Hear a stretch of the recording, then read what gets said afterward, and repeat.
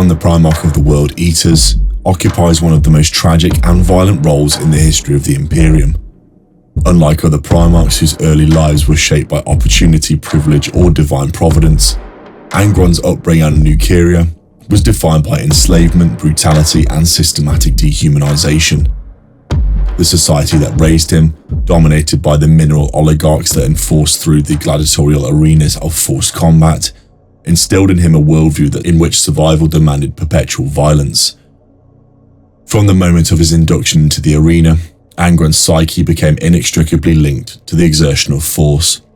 He learned that power could only be expressed through immediate visceral action, and that human empathy was a liability. These formative experiences were not merely incidental to his later downfall, they were causative.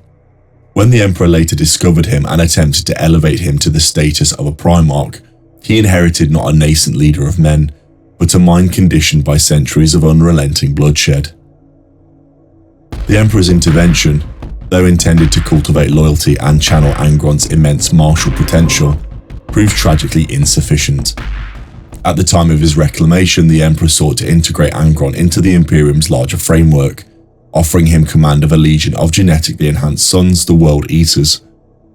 Yet even the enhanced physiology of the legion could not temper the psychological scars wrought by Nuceria.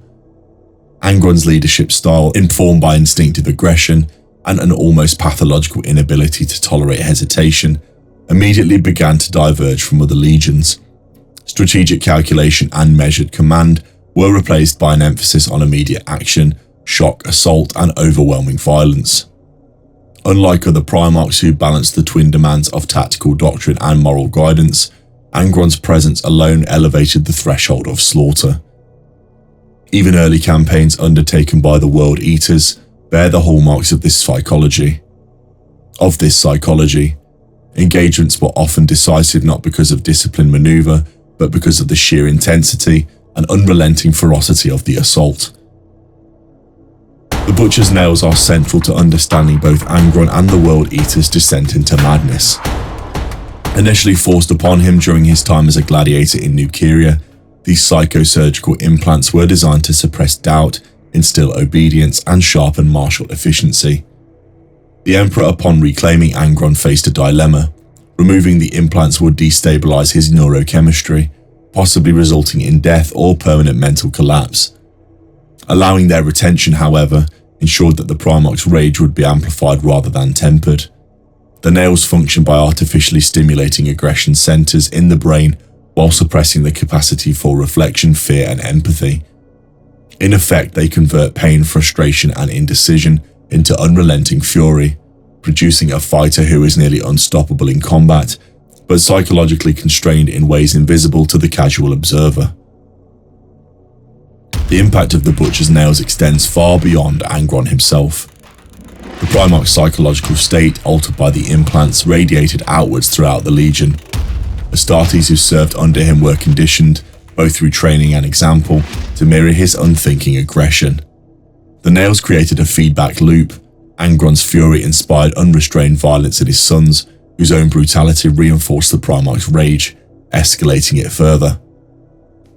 Over time, the World Eaters became less of a conventional military organization and more of a culture dedicated to the ritualized enactment of combat. The nails acted as both symbol and instrument of this cultural shift. While Angron could theoretically exercise constraint, the implants compelled him towards immediate and lethal action, and the Legion internalized this behavioral pattern to the point where the nails were installed in them as well.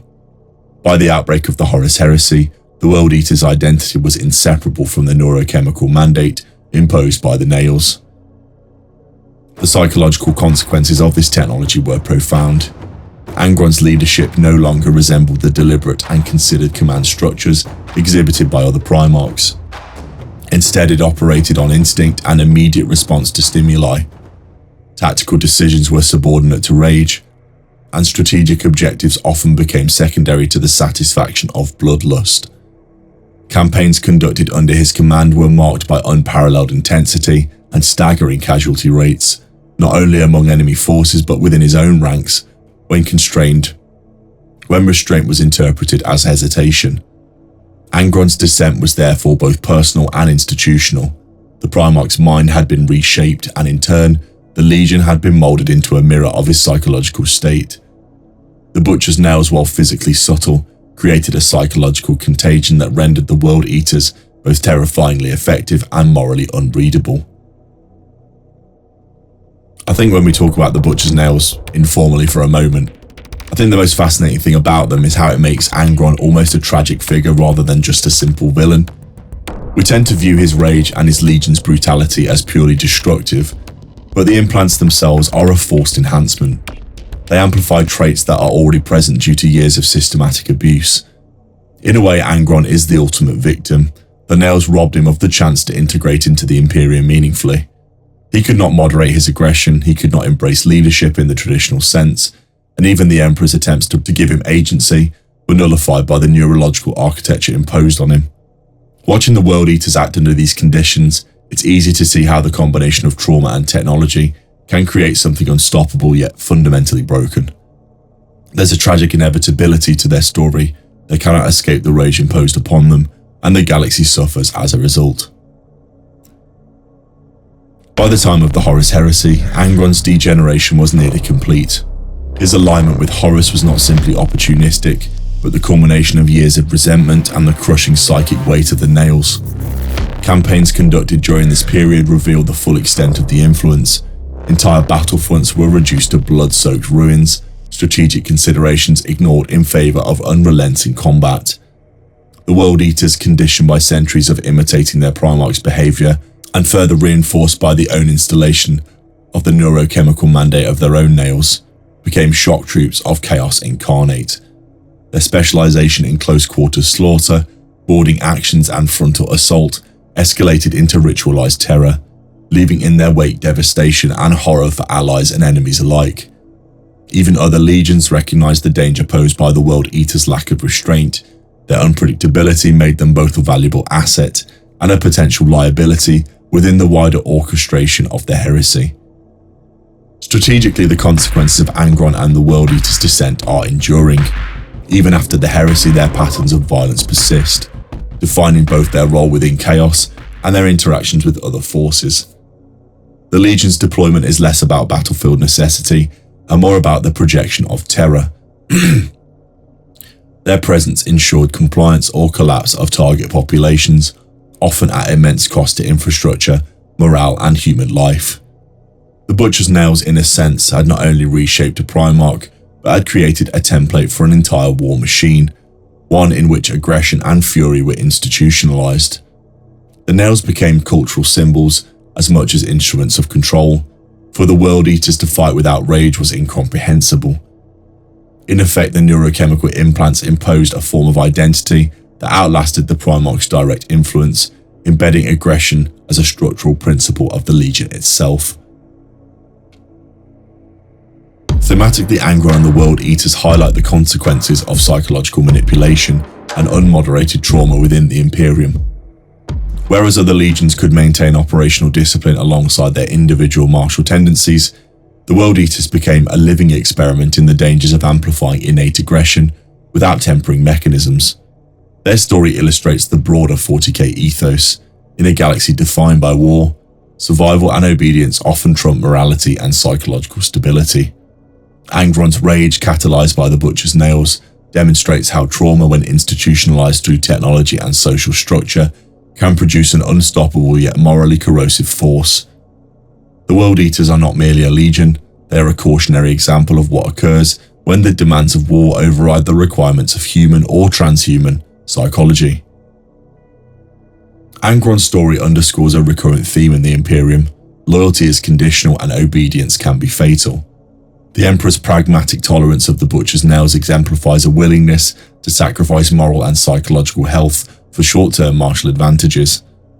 The long-term results were predictable: the Primarch's rebellion, the Legion's alignment with chaos, and the enduring reputation of the World Eaters as instruments of terror.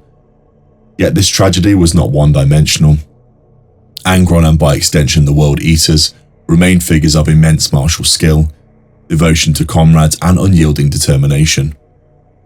The horror is inseparable from the awe they inspire. Their narrative force is an uncomfortable reflection of the true nature of power, trauma, and the limits of intervention in the 41st millennium. Angron and the World Eaters demonstrate that even the most gifted and powerful agents of the Imperium are not immune to the consequences of cruelty, poor oversight, and forced psychological modification. Their descent is as instructive as it is horrifying.